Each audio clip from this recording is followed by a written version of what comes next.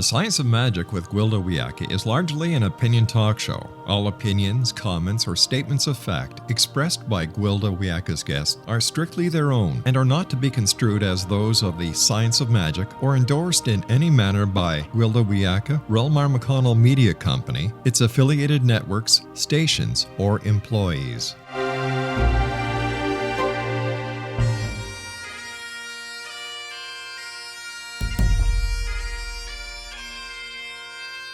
Welcome to the Science of Magic with Gwilda Wiyaka, a program dedicated to uncovering the unified nature of reality and humanity's ever-evolving place as truly galactic beings.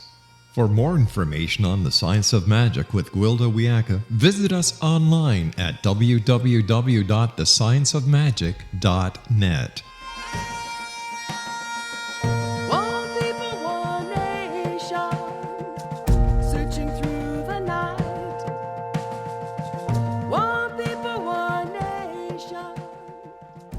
Welcome to the Science of Magic, a place where science and magic come together to transform fact into evolving truth. We're coming to you through the X-Zone Broadcast Network, www.xzbn.net, and can also be found on our website, www.thescienceofmagic.net. I'm your host, Gwilda Wiyaka. This hour, we'll be exploring from finite to infinite. I'm not sure when it happened, but at some point, human beings forgot who and what they were. Maybe it happened sometime during the last astrological ages, when our solar system was passing through a darker portion of the galaxy. Maybe it was at the time of the fall mentioned in the Bible. Who's to say? At some point, we restricted our concept of humanity to these segregated physical bodies and five senses.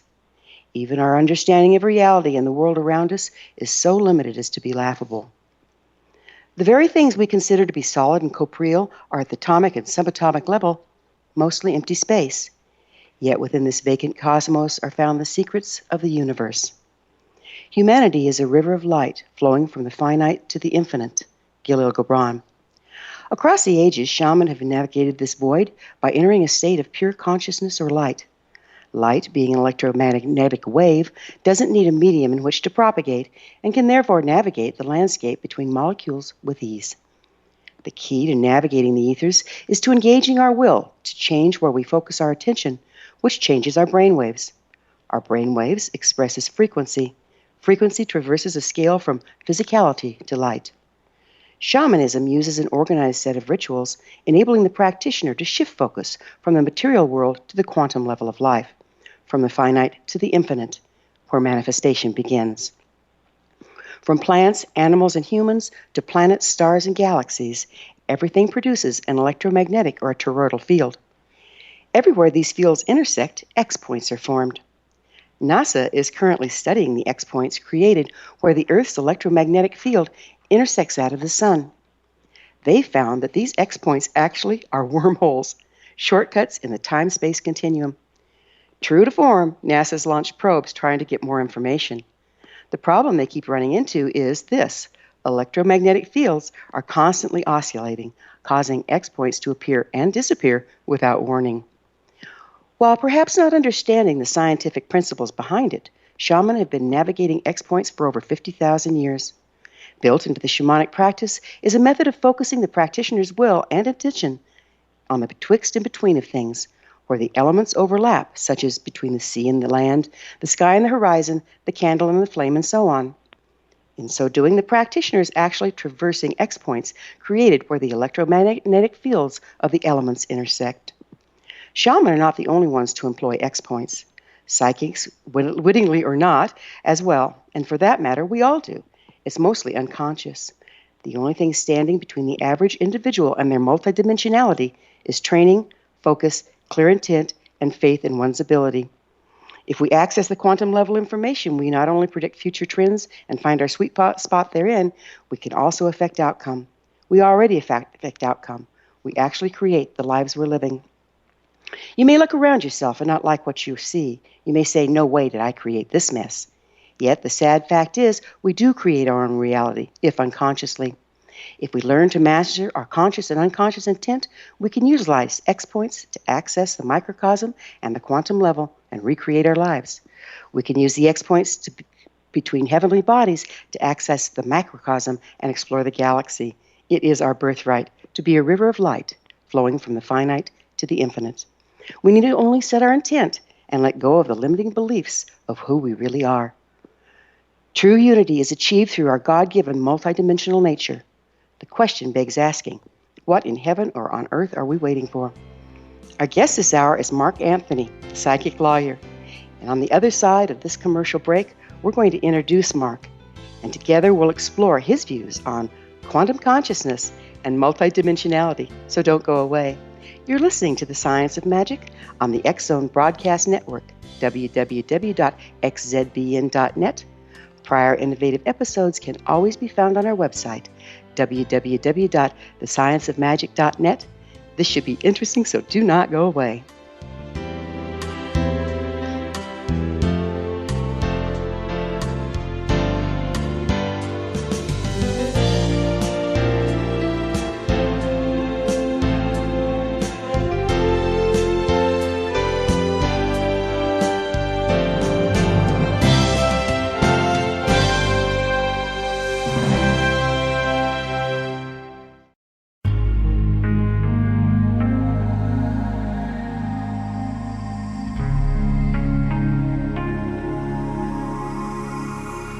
The scientist and the mystic have been on an age-old, relentless search with one thing in common. They seek truth. Their paths converge in the 40,000-year-old practice of shamanism, an ancient science delving to the quantum level of life, facilitating healing, manifestation, and evolution.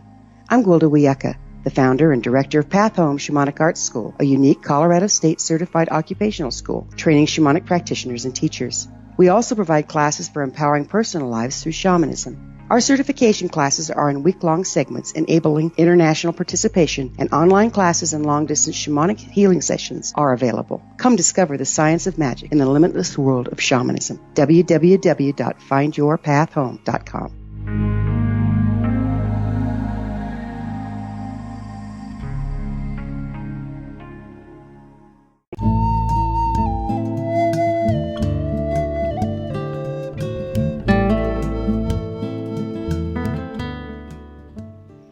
Welcome back. This is The Science of Magic, dedicated to unification and evolution of consciousness. I'm your host, Gwilda Wiyaka. Our guest this hour is Mark Anthony, the psychic lawyer. He's an Oxford-educated attorney, fourth-generation medium, and best-selling author. Mark appears regularly on national television, talk radio, and print as a paranormal expert and legal analyst. Mark's new book, Evidence of Eternity, is an uplifting journey into the afterlife, bridging the gaps between the science and the spiritual. Mark's website is www.evidenceofeternity.com. Mark, thank you so much for joining us on The Science of Magic. Thank you, Gwilda. I've been really looking forward to your show. Oh, I'm so glad. You're described as a psychic lawyer, and all I can say is I want you on my side. Well, I appreciate that. I know everybody thinks, well, do you only pick winning cases, and do you know when people are guilty? I get those type of comments all the time. And if a lawyer who practices criminal defense only represented people who are innocent, they wouldn't have very many clients. So we have a job to do, and the job as an attorney is to protect your client's constitutional rights, both in the criminal and civil arena. So I do that to the best of my ability, although these days, Gwilda, the demand for my services as a medium has gotten to the point where I've put my law practice on hold because I've been on a nationwide speaking tour, and I've been all over the country in the past couple years and continuing to do so. I just returned from Connecticut, where I spoke both on television and at the Unity of Greater Hartford, and made an appearance at Yale. So I've been pretty busy with my spiritual work.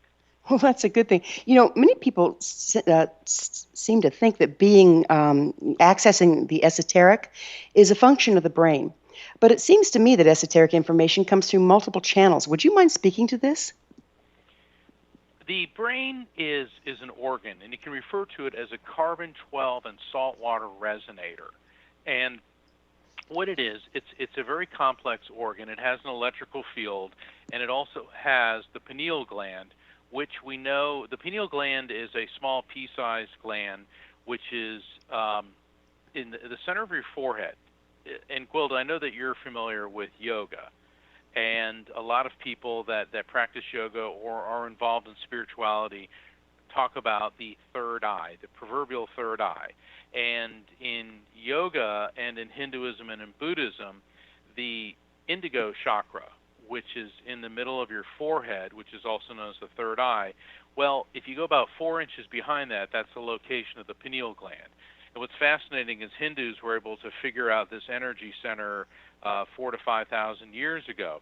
And the pineal gland, due to recent studies, has both magnetite and calcite crystals in it, which the first radios were crystals with low levels of electricity being run through it through copper wire. So we've got a receptor in our head. We have another receptor in our solar plexus, which is at the bottom of the rib cage in the very middle. You have the sternum, and the solar plexus is also the most complicated bundle of nerves outside of the cerebral cortex. And we know that the neural network in our body has an electrical field, and we also know that the pineal gland generates an electromagnetic field. So while we do not generate the spiritual messages, we have the equipment, if you will, to be sensitive to it. That's really interesting. So, from what you're saying, now I have a couple questions. One, I Sure. thought the pituitary was the third eye and the pineal was the crown. Other way around. Okay. Yeah, the pineal gland, due to studies in Britain, France, Germany, Israel, Russia, and the United States, the pineal gland, it regulates our brainwave frequency. It Mm-hmm. also regulates our ability to perceive light. It Mm-hmm. also controls our circadian rhythms, and it Right. generates an electromagnetic field.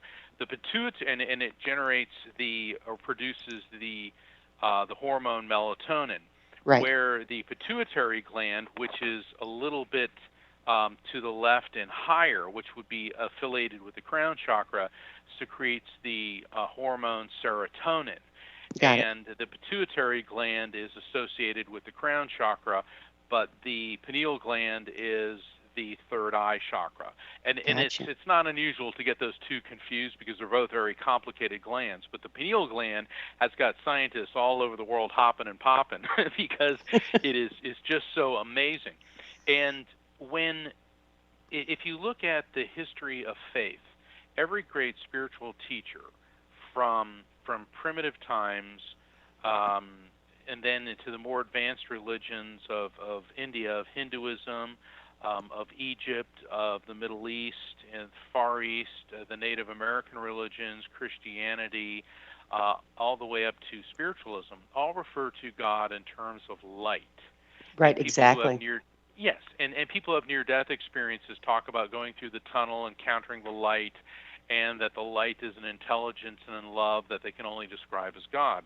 Now, isn't it interesting that the spiritual receptor in our body, which is the pineal gland, is also the gland that regulates our ability to perceive light, both on, I believe, on the physical level. In other words, you turn on the lights or open up the window and you see, the light outside, the physical light, and also the light in the spiritual sense. So what it appears is that when we're perceiving light in the spiritual sense, that is our carbon-12 resonator, our brain's ability to interpret the energy that we associate with God. Gotcha. So, when you were talking about this, I kind of got this visual that the pituitary, and as well as the bundle in the solar plexus, um, generate an electromagnetic field. Does that have something to do with our auric field? And is it through that auric field that we start connecting with the esoteric information? Bada bing, bada boom. Knock the ball right out of the park with that question. Yes, the pineal gland. All right. First off, we know that the body has an electrical field.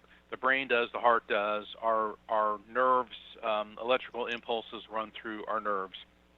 And a nice way to look at the aura, and there's a lot of people say, oh, that's a bunch of nonsense. Yeah, but when you turn on a light, whether it's an LED light, an electric light, a fluorescent light, right around the bulb you see an intense glow. That is, if you will, the aura of a light bulb.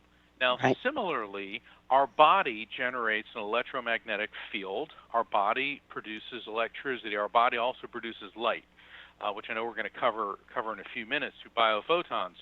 And so basically our body is generating an energetic field. And I think pretty much everybody is capable of perceiving it, but some of us, like yourself and me and others who work in the psychic field, we're more sensitive to perceiving the auric field. In other words, the energy glow, the energy emanation around people.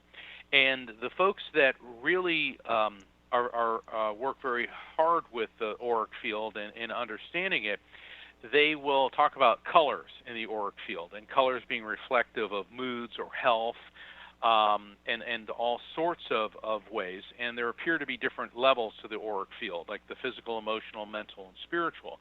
But I Exactly. don't believe that there's nothing silly or airy-fairy about this. This is all, once again, based on science.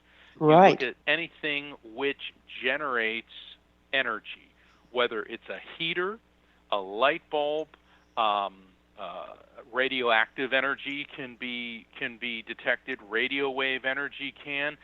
Anything that generates energy has this auric field, and it goes even further than that because everything is energy. And Exactly. Yeah. yeah, everything is energy. It's just that some energy vibrates at a higher frequency, which enables us to more readily observe it. In other words, a human being generates a lot more electricity and energy than a brick. Although I've met Exactly. some people But that they might argue with that. you won't mention names on air, right? But we won't mention any names.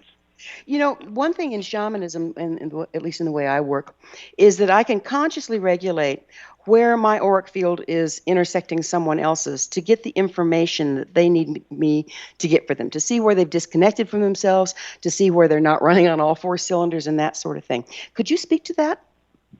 What you're doing is you are aligning your frequency with theirs. So say that let's think of the FM radio dial, and you are at, we'll call you 100.1. That's your frequency. And the person that you are doing a reading for, their frequency on the FM radio dial is 90.5. So what you're doing is you're expanding your frequency to interface with theirs. It's a lot like if you are trying to tune into a radio station and you're having a hard time, you get that, and you get like two different stations overlapping, then all of a sudden you tune into the station you want. So essentially what you're doing is the same thing, because you are expanding your energetic field to interface with theirs. And by interfacing with their energetic field, you are then able to start discerning patterns throughout their electrical flow. So let's say you tune into somebody that maybe has heart problems, and you're picking up in gaps in the sequencing of energy flowing through that organ because maybe they have a faulty valve or some blockages, or people that are have ventricular fibrillation. That's when the electrical field in your heart gives out, and usually a couple weeks or so before that, there's an erratic electrical flow. And so you're able to pick that up, and then when that information from their auric field interfaces with yours, it goes into your brain and then gets translated into recognizable concepts that you can then explain to the client. Got it. And so this you're explaining to me how the medical intuitive I do works. So I'm able to be very specific whether I'm focusing on their spiritual aspect, their mental aspect, their emotional aspect, or their physical. And when I'm focusing on the physical, is it a different bandwidth? Is that what you're seeing there of frequency? Exactly. The physical, emotional, mental, spiritual auric fields are all different stations on the proverbial radio dial. And a lot of people, they wonder about that. But then look at acupuncture. Acupuncture has been in Asian medicine for thousands of years, and it was looked at as hocus pocus in the West until I'd say about 30, 40 years ago. Now what we're seeing is when the doctors are putting the needles in, they're doing along nerve pathways, and what they're doing is they're opening up neurological pathways. Because a lot of times swelling and blockages are caused by histamines, which are fluids that build up, and they can start impeding electrical flow through a particular area of the body. And by putting these needles in there, you start to disperse those and then make things run quicker. Let's make it easy. If you have an irrigation system and one of the pipes is blocked, a lot of things back up, and your sprinklers aren't working, your grass dies, you clean out the pipe, the water flows, the grass grows, everybody's happy. Everybody's happy. Mark, we're going to have to take a break. Mark and I will return to our discussion after this short break. You're listening to The Science of Magic on the X-Zone Broadcast Network, www.xzbn.net. I'm your host, Gwilda Wiyaka. Previous broadcasts of thought-provoking episodes can always be found on our website, www.thescienceofmagic.net. Mark and I will be back, and we're going to be talking about quantum physics, so don't you go away.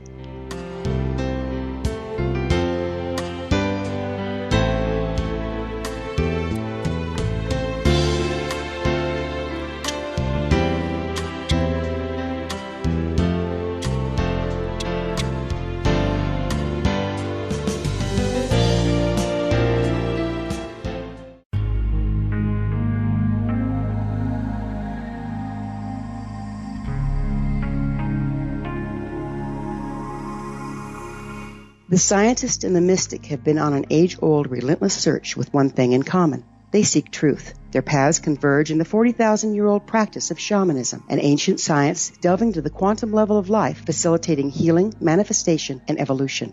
I'm Gwilda Wiyaka, the founder and director of Path Home Shamanic Arts School, a unique Colorado State certified occupational school training shamanic practitioners and teachers. We also provide classes for empowering personal lives through shamanism. Our certification classes are in week-long segments enabling international participation, and online classes and long-distance shamanic healing sessions are available. Come discover the science of magic in the limitless world of shamanism. www.findyourpathhome.com.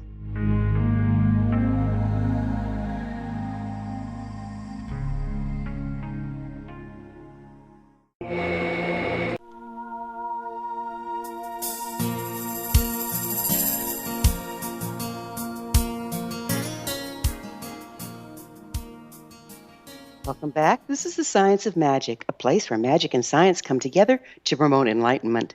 I'm your host, Gwilda Wiyaka. Our guest this hour is Mark Anthony, the psychic lawyer and author of Evidence of Eternity. Mark, we can't get too much further in this discussion without talking a little bit about quantum physics. Would you give a brief definition of quantum physics for us, please? I don't mean to laugh, but it's so funny because the great Dr. Heisenberg said once, when you think you understand quantum physics, you don't. Exactly. And what it is, but it's a fascinating field, and we hear the word quantum physics all the time. Well, we know that molecules are composed of atoms, and then atoms are composed of electrons, neutrons, and protons.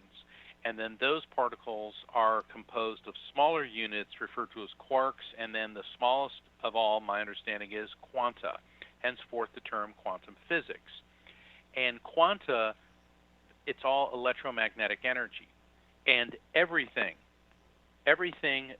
that exists, you, me, the microphone you're talking into, the radio waves that this is being transmitted over, the sun, the air that we breathe, the water, the space between the earth and the sun are all composed of quanta. So everything is energy. And quantum physics is the study and the journey to understand this energy that composes everything. And what Albert Einstein said, and he was one of the fathers of quantum physics, he said that there is no matter. There's only energy which vibrates at different levels. So that's why I call the dimension that we live in the material world, because the objects that we perceive as solid things around us are vibrating at a much lower and slower level than purely spiritual energy or something like gamma rays, which are vibrating at a much higher frequency. It's all energy, and therefore that's how everything is interconnected. Yes, everything expresses according to frequency. And if you want to experience a reality, just match the frequency to that reality and you create it. Exactly. Okay, Mark, are you ready? Let's get I am busy. ready. Let's get busy. Okay, the chakras are anchored in the endocrine glands, and I see this as a crossover point between the physical and the spiritual planes. Would you share your thoughts on chakras, endocrine glands, light, electromagnetic fields as they relate to our interface with the quantum level?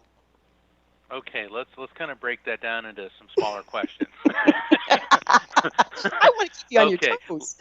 let's start. I know that's the lawyer in me coming out. Objection, compound question. Um, chakras and um, and the endocrine glands. We have 7 chakras and 7 endocrine glands, and they all line up. The red chakra is reproductive. The orange, which would be in our reproductive areas, and a joke I like to say as a criminal defense lawyer. And a former prosecutor, I can say that way too many people who get in trouble focus entirely on that chakra. Then there's the the orange chakra, which is sort of in the belly button area, and that's your GI tract, and that would also be the glands in that area, like the adrenal glands. And then there is the very important. All the chakras are important, but then the yellow chakra, which is the solar plexus, which is in conjunction with the with the production of insulin, the pancreas, and that is also the yellow chakra is the most complicated bundle of nerves outside of the cerebral cortex. So when people get a gut feeling, or you get that feeling in your stomach, it's like you all of a sudden you feel something about when you're children, and something terrible has happened. Well, the reason they call it a gut feeling, a gut instinct, is because this is the emotional receptor area. So vibrationally, this is where we receive emotional messages. And in the mediumistic field, it's referred to as clairsentience, clear feeling. This is where you get it. Then there is the heart chakra, which is the green chakra. Then there's the throat chakra, which is tied in with your thyroid glands. Then, of course, the pineal gland, which is the third eye chakra in the center of your forehead. And then there is the pituitary gland, which is the crown chakra. And each of these chakras correspond with the location of an endocrine gland. And the endocrine glands are electrochemical devices, if you will, because they both secrete various hormones which regulate different functions of our body. Like the red chakra, in men, this is where we produce testosterone. Women produce estrogen. Then the pancreas produces insulin, which regulates our blood sugar levels. The adrenal glands in the orange chakra, that's adrenaline, epinephrine. That's the fight or flight response, the one that gets us off our tuchus and gets going. And so and then you go all the way up into the higher chakras, which are the pineal and the pituitary. The pineal producing melatonin, which also helps to induce sleep and regulates our response to light. So each one of these very important glands has specific functions, and also there is a spiritual overlay, particularly with the pineal gland and with the solar plexus, because these are the two receptor areas for what could be referred to as psychic and intuitive information. Got it. So I think So, that covers like the first two parts of your question. I'm ready hey, for you are a subsequent lawyer, parts. aren't you? I said you are a lawyer, aren't you? You got to pay So, attention. Got to pay attention. The lawyer who doesn't read footnotes is the lawyer who loses cases. so how does our push pull in the world work through this connection between the physical body, the esoteric body, and the world at large? So you talk about how we get information coming in, but don't we also influence the quantum level through these areas? Of course we do, because we're not a static thing. Okay, the world, the universe is not a static environment. It's energy, and energy is always flowing. And a lot of people, I've noticed, especially when I was fresh out of law school and I kept going to the courthouse because I was a prosecutor and I was all excited I was going to save the world. And I noticed I was getting incredibly nervous and full of anxiety. And at first I thought it was just, stage fright. And then I realized I was getting morbidly depressed and I was getting all these incredible emotions. And my mother, who was a medium, she said, well, what's going on? And I explained it to her. She goes, Mark, you're an empath.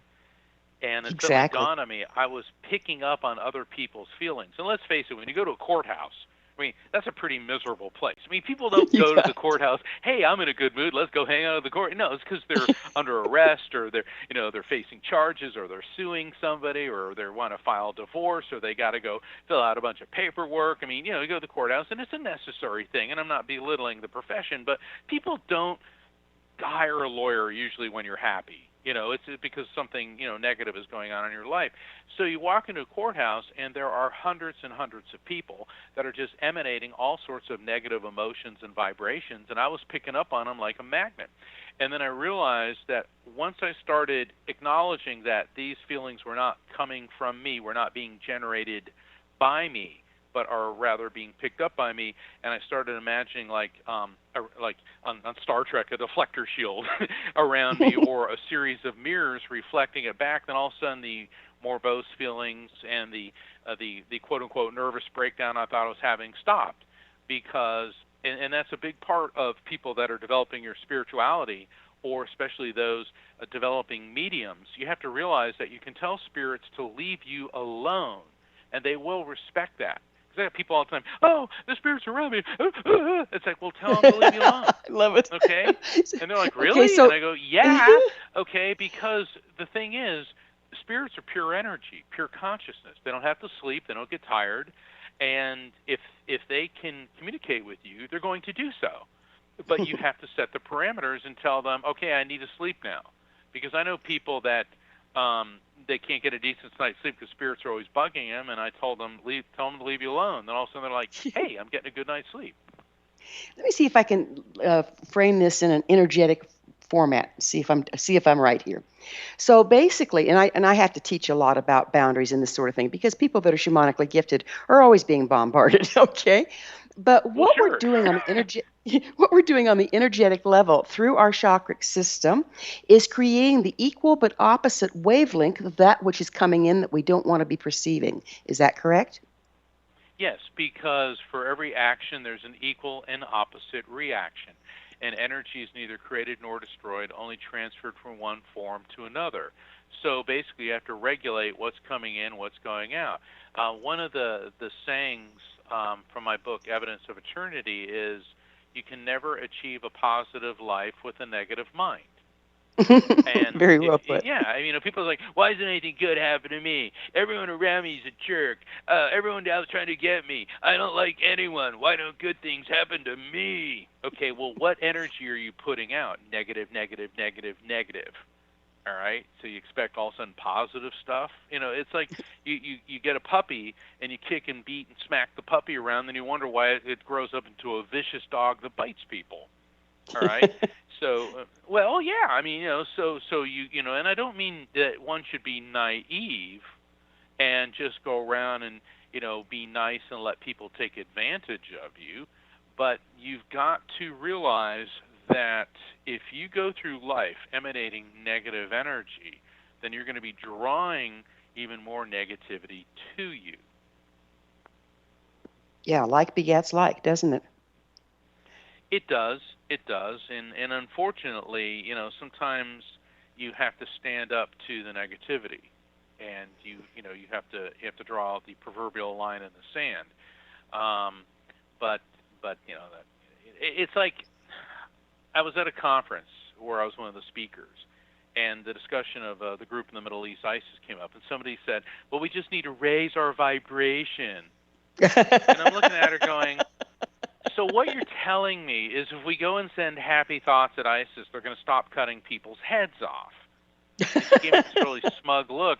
And then I saw in the paper a couple of days later a Hindu guru sent a letter of peace reaching out to ISIS. and they sent him back a picture of a pile of severed heads. Okay? And I'm not saying that I believe in death and destruction and violence, but sometimes you have to take a stand, and you cannot let people walk all over you. Okay?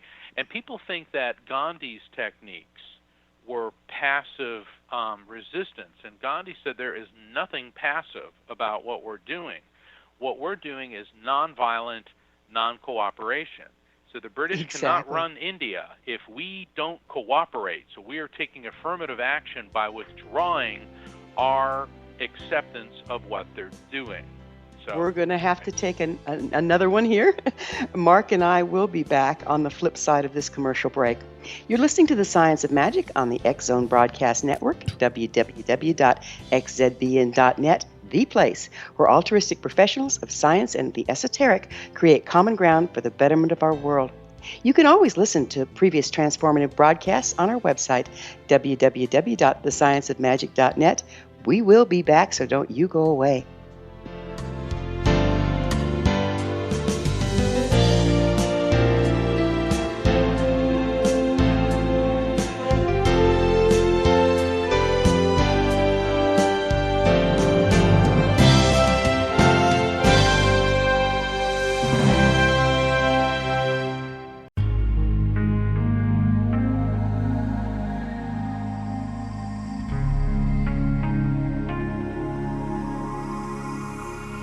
The scientist and the mystic have been on an age-old, relentless search with one thing in common. They seek truth. Their paths converge in the 40,000-year-old practice of shamanism, an ancient science delving to the quantum level of life, facilitating healing, manifestation, and evolution.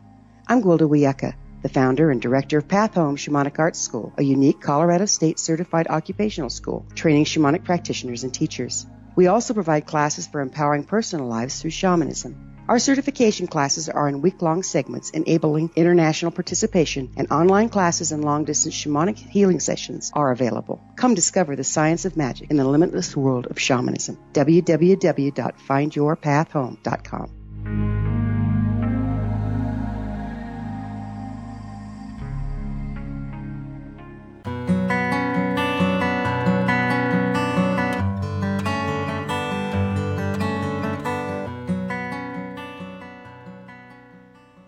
Welcome back. This is The Science of Magic, bringing together gifted people of service to the world. I'm your host, Gwilda Wiyaka.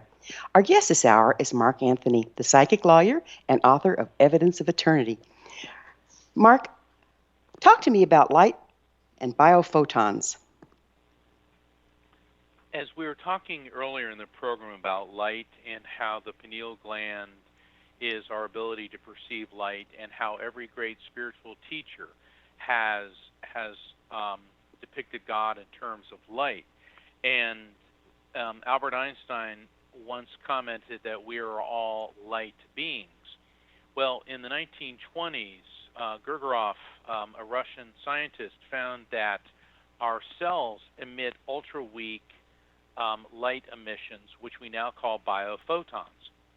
And over the past decades, this has been studied more and more. In fact, at the Lebedev Institute in Moscow, and more recently in the United States and in Britain at Oxford and Cambridge, they found that our cells communicate through a series of flashes of light. People have wondered, doctors have wondered, if you drop like a bowling ball on your foot, how does the message get to your brain instantaneously? Now, of course, we know that our neural network uses electricity, but they were still saying by all the neural net that it would take to get through would take longer than instantaneously, and they're finding now that our cells appear to be a matrix of light that are flashing light, and that one cell can emit 100,000 flashes of light in a minute. So that's how our body communicates with each other. So, and the fact of the matter is, this is different than bioluminescence, like a firefly or a lightning bug, because that's a chemical reaction that is visible external to the body. These are on a minute cellular level and very difficult to detect without modern, or impossible to detect without modern terminology. So here's what it comes down to, Gwilda, is that God is light, or rather our ability to perceive light, and when you become enlightened, which is opening your mind to higher spiritual and esoteric understanding, enlightenment, which is one of the concepts in Evidence of Eternity, is the inner light, the light which is within us. And it is not just a proverbial thing, it is a real thing. So if God is light, and we are all the children of God and all cells in the body of God, then that light is also within us. The problem lies not with the light, because the light is pure, but it can be blocked. And that's where our free will comes in. People who choose to do negative and evil things, they are blocking the light, or rather ignoring it. So biophotons are a real thing, and they are part of the energy of our quantum field, which connects us with everything. And if I could go a step further, all the religions teach that God always was, always will be, and that God is ever present and knows what's going on everywhere. Well, I don't believe God is a neurotic white guy sitting on a throne smiting people with a scepter. That's a medieval understanding of what God is. But when you start looking at this quantum energy and how everything is interconnected because everything is a quantum field, and then there's an intelligence which runs through that field which transcends space and time, and we could get into talking about wormholes, and which were just proven, gravitational waves proven, another one of Einstein's theories. So that's what God is the energy that binds us all. And at the risk of almost sounding facetious, and I don't mean it this way, it's closer to Star Wars, the Force, than it is a narcissistic, insecure man sitting on a throne with a scepter. So, from what you're saying, is there really any separation between my consciousness, yours, or for that matter, the consciousness of the cosmos? Certainly not on the other side. And in Evidence of Eternity, I talk about the collective consciousness disconnect. And I look at our consciousness as a drop of water. And when we leave the body, that drop of water plunges into this eternal ocean and is now interconnected energetically with all these other consciousness. But the gift that we all have is our individuality. So while we're part of a collective consciousness, we also maintain our individuality and can then disconnect from that to return through reincarnation or to make contact with a person here, either through a medium or through a contact experience. So yes, we are all interconnected, and on the other side, we become part of this vast consciousness, what Shirley MacLaine refers to as the all. I just was privileged to speak with her recently, and I love the way she said the all. And our material world brain is a finite organism because for whatever reasons we're supposed to be having a finite experience while we're in living in the material world to accomplish and to perceive and to experience things that we cannot when you're in a purely energetic state, which is why our brain is programmed for limited perception, yet our spirit is free of those limitations. Amazing. Amazing. Before we run out of time, Mark, I understand you have a mystical Mayan cruise coming up October 22nd through the 27th. Would you briefly tell us a little bit about that? The Mystical Mayan Cruise is going to be great. It leaves out of Fort Lauderdale on the Royal Princess, which is one of Princess Cruises' newest ships. And there's going to be 2 sea days, the one on the way there and the one on the way back.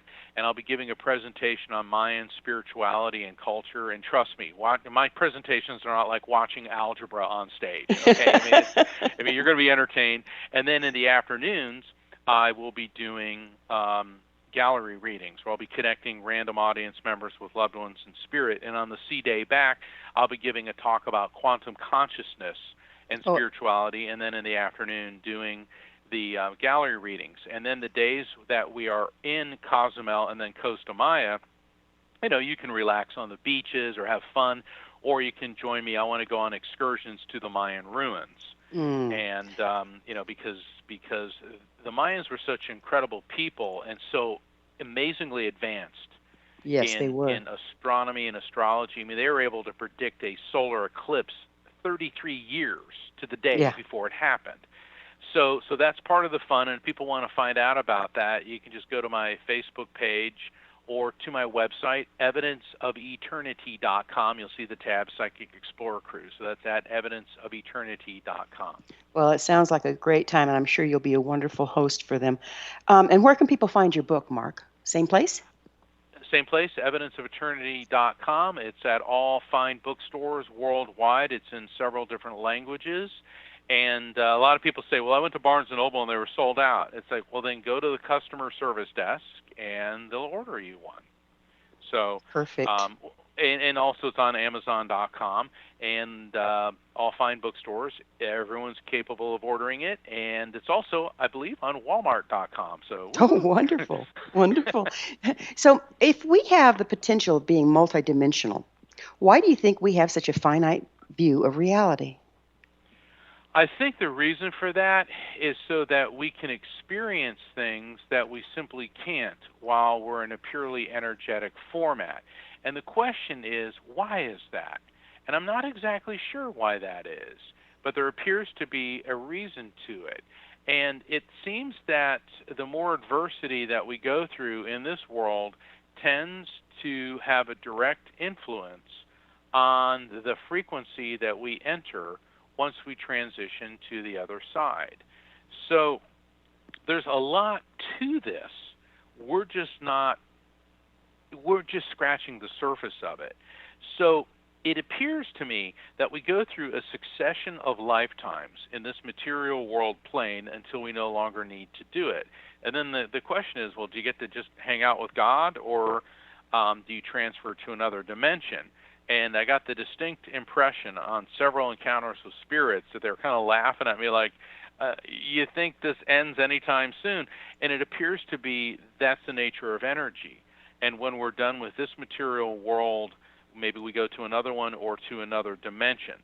And that's an ongoing process. But it does appear that at some point we may not have to return in a corporeal form. So, it's difficult to say, but one thing I do know is that karma never loses an address. And whatever you do, yeah, whatever you do comes back on you. And once again, for every action, there's an equal and opposite reaction. The law of karma, whatever you do comes back on you. Christianity, whatever a person shall reap, he or she shall sow. So all religions can be boiled down to two words: be nice. I love it. I love it. This has just been such a wonderful time. We're going to have to do it again, Mark. And thank you so much for being on the program. Oh, it's my pleasure. I look forward to returning into all of your listeners. Just remember, the person in the car in front of you when you're leaving a parking lot is not your enemy. You preach against road rage? Is that what? Yeah, it's one I have to remind myself of constantly. Well, yeah. Where else are we going to dump all this angst, right? I know. Everyone expects those of us who are spiritual practitioners to always go around, in this Buddha-like state, and we do our best. Oh, bless your heart. Well, thank you so, so much. Our guest this hour has been Mark Anthony. His the author of Evidence of Eternity. This has been The Science of Magic. Remember, you can always listen to past thought-provoking episodes on our website, www.thescienceofmagic.net. Until next time, dear ones, may you be blessed with knowledge and comforted with love as you explore or light.